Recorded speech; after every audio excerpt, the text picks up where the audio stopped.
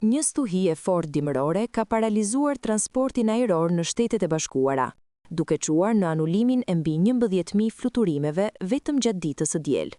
Ky është numri më i lartë i fluturimeve të anuluara në një ditë të vetme që prej fillimit të pandemisë COVID-19. Sipas të dhënave nga FlightAware, ky bilanc është më shumë se 2 fishi anulimeve të regjistruara një ditë më parë. Ndërkohë, mbi 2400 fluturime të tjera janë anuluar paraprakisht për ditën e hënë.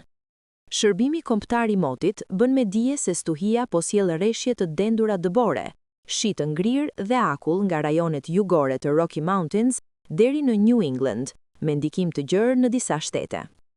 Në zonën e Washingtonit, aeroporti Ronald Reagan National njoftoi se të gjitha fluturimet për ditën e diel janë anuluar, duke u bërë thirrje qytetarëve të qëndrojnë në shtëpi dhe të shmangin rrugët e akullta.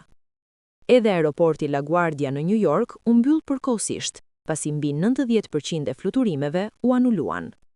Probleme janë raportuar edhe në Dallas, Atlanta, Charlotte dhe Philadelphia, ku aeroportet paralajmërojnë për vonesa dhe ndryshime të vazhdueshme në oraret e fluturimeve. Sipas Flight Radar 24, kompania më e prekur nga anulimet është American Airlines, e ndjekur nga United dhe Delta.